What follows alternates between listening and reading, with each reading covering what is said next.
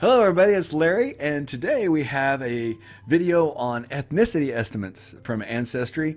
And if you watch to the end of this video, I can almost assure you that we're going to talk about some stuff that you're not doing or you haven't done, and at least get you to look at some stuff in a way that you haven't before. So, you think you've done everything you can with your ethnicity estimate? Well, let's see. So we're going to start by going to your DNA homepage where it says Discover Story. We're going to discover your DNA story. And you can see it's retrieving my DNA estimates, my ethnicity estimates. And it's going to tell you that and it's going to be different, of course, for yours, but I'm 65% England, Wales, Northwestern Europe, 23% Scot-Irish, 6% Germanic Europe, 3% Swedish, 3% Norwegian. All right, and that adds up to 100%. So that doesn't leave much room for error. That's mine. At least that's what it is currently. It was different before, slightly. I had some Native American and some others, but it's adjusted that. And what's ironic is my wife had a little trace amount of Native American, and I did too. And then new ethnicity updates came out, and neither one of us had that. And then my daughter took the DNA test, but due to recombination, hers actually shows up. And maybe I'll pull that up at the end. Here, we'll just pull that up now. Here's my daughter's ethnicity estimate. And, people talk about the recombination when we talk about it sometime. And there we go. We've got the 1% Native American, which I thought was kind of cool because neither my wife's nor mine shows up anymore. We both have Native American ancestors, but it doesn't show up. And then because of the recombination for my daughters, it shows up. So anyway, we're going to go back to mine and get the estimates here. And we're going to talk about your ethnicity and how you can use that to validate, or not validate, I think verify that you're on the right track.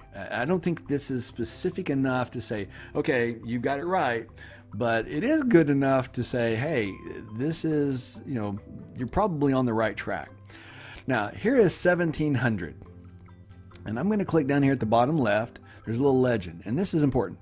Ancestral birthplaces, and this is between 1700 and 1725. That's what these mean. Each one goes to the next one. So this first one is 1700 to 1725. The ones with the markers are based on my tree, and that's very important. The markers are based on my tree, the tree that I've entered, my data for.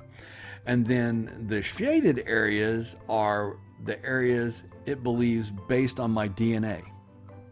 Okay? So again, markers are my family tree, and the shaded areas are the DNA. My DNA, when I took, the DNA test, it says that based on my markers, this is where it believes in this time frame people would be related to me. And that's pretty cool that they can do that. That could be a video in and of itself. But let's look at this for a second. So we're going to come over here. I had, the Scot-Irish.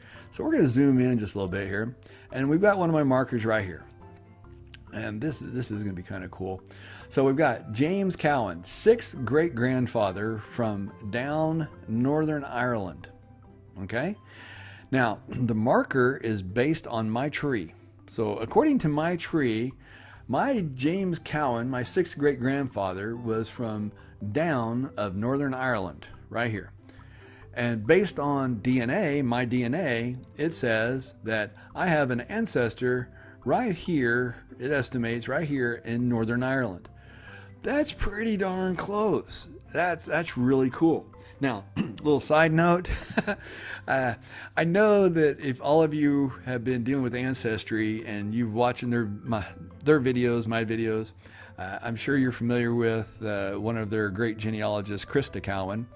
And I just happened to notice on her family tree that her ancestors, her Cowan ancestors, also come from down of Northern Ireland in this time frame, which I can't help but think that there's a very strong possibility that there's a relationship there, simply because how big was down in Northern Ireland back in the early 1700s, and how the population wasn't that big, and how many of them were named Cowan.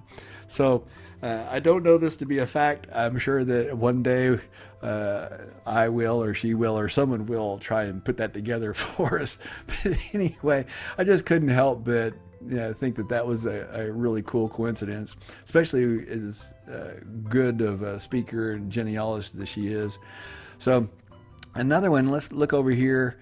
And again, here's my marker.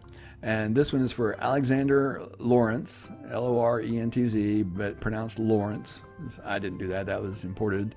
But notice that the marker right here, this is where, my research says that this person was born. And out of respect to those watching this that are in Germany or in Europe, I won't try to pronounce that. So here's the marker where I say that I think they're born, and then based on the DNA, this is now I don't know which one of these. I could look it up and see whether he was a Tennessee settler or southern states. But I could tell right here the DNA says, yeah, you have an ancestor that's born right there. And that to me is really, really cool. So it kind of validates the information. Now, you've got some that will show up and not be, with the DNA in that regions. And does that mean it's wrong? No. Again, the markers are based on where we have them born or having them, where they died. So for instance, here's this one out here. Here's an outlier. And you see, I don't have any DNA markers in Kentucky. So let's click on this person. It's Joseph Walker, but look where they were born. Newry in Down, Ireland. Again, another part of my family from Down of Northern Ireland. So Newry, that's even more specific than just Down of Northern Ireland. It's Newry. So I've got Walker from the Northern Ireland. So when we were looking at the Northern Ireland before, come across to Northern Ireland. Okay, so we already established earlier that we had a Cowan right here in Down of Northern Ireland, and now I've got Joseph Walker who's from Down of Northern Ireland, and that's why that DNA match is probably stronger. Here's Downpatrick, so maybe this is where it is, but right here, this is where it says you've got ancestors in this area. So even though they didn't have a marker over here by where they were, okay, they were actually born here where we did have DNA markers, and that's pretty cool. Now what also is nice is here's my markers, and I've got people that are born down the coast. And that's what the DNA is showing, that my relatives were born down the coast. And as I go forward, let's go to 1750, that fills in, 47, a lot more that are born there. 1775. By 1800, I'm not seeing the migrations, okay? They're not migrating over. But between 1775 and 1800, 1775, they were in the Appalachians, and by 1800 to 1825, they had spilled over into the Tennessee Valley, east of the Mississippi. They were in this area. And then by 1850, they started filling in Arkansas. 1875, Arkansas, Texas. 1900, just thick in this area. I guess it's no surprise since I'm born in this area. And then what's really interesting is between 1925 and 1950, because I'm going to click on 1925 here, 1950. Notice I don't have anybody west of this area. And then boom. Look at all this DNA and all these relatives. That's actually my mother in California. So what happened between 1925 and 1950 that would send everybody from this Oklahoma, Texas region, this many people out west? Does anybody know off the top of your head? That's right. It was the Dust Bowl, 1933 time frame. Conditions were such, they were terrible. And so they headed west for a new life to California. So what's happened since then? I mean, we started the West Coast, we migrated here, coming here, some went west. Well, guess what? We know we have our DNA matches. Now, what's really interesting is this right here is represented by historical. This is to 1925, but this band right here is where the family either moved east or some moved west, but it's interesting that there's this band right here. And also interesting is there's more around the Great Lakes. So this group migrated north, this group migrated east. And that's pretty cool. So we look at it, we see here we got more, in the Great Lakes area. So I guess that really wasn't a migration so much as more people being born and spreading out in that area. But this right here, this band right in here that's not represented in the 1925 through 1950, but since 1950, the people that are taking the test, because, like my mother born in 43, and she's still alive, these are people that are taking the test. So this is kind of a 1950 to today's kind of thing. There's some that are older than 1950, but this is kind of your modern one. This is people who have taken the DNA test. They put their address and information in their profile, and it shows up. And this is really cool. So when you're looking at, your maps, see, I've only got 2 here in these regions, and then I've got a whole bunch in these regions, and then out here. It's really interesting to know. This is, and again, I can't emphasize this enough, this is based on my tree, and then the circles are based on my DNA. So my DNA says I've got people in this region. Well, I do. In this region, well, I do. In this region, I do. And that is, and right here, got this big region, got some in here. To me, this is underutilized. I think people just come and they see, oh, what is my ethnicity? I'm these things, and they call it good. And from that point forward, they're happy with it. And some people, that's the only reason they take the DNA test. They want to find out, their background. But this can really help you in a lot more.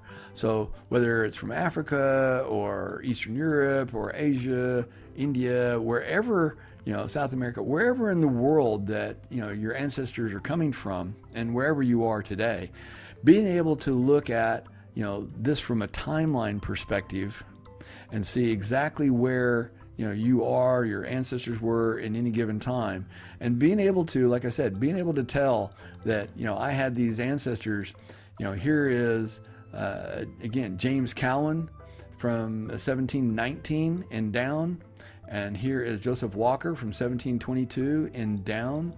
And then when we looked at, Ireland, in the area of down, sure enough, it says that, I've got DNA there. And to me, that is extremely helpful, because when you're looking at old information, particularly when you're getting beyond the census reports, looking for something that validates that you're even in the right area is extremely helpful. Now, again, this doesn't say for sure that, Cowan was from down or, Walker was from down. That's where my paper information says that they're from. DNA says I have somebody from that area. So it's likely, more likely than not, based on that these people are from that area. That doesn't mean that they are. And it doesn't mean my information is right. I may have a different ancestor, and that different ancestor may be from down, or that different ancestor may be from, well, any of these other regions that are marked, okay? So it doesn't prove anything, but it's definitely a great indicator. It's a very useful indicator. Well, this is pretty neat. I've got double circles there on William Hunter from that region. I don't have where he is, but I find it ironic that right here, Coventry and Litchfield, that there's such a strong marker there. So anyway, if you haven't been using the ethnicity estimate in this manner, you might consider doing that. I think you can find some clues. I think it'll help you if you're not sure. You're like, well, I don't want to waste my time looking in this area if it's really in another area. I think it's just another one of those tools in our massive toolbox for research that we can use.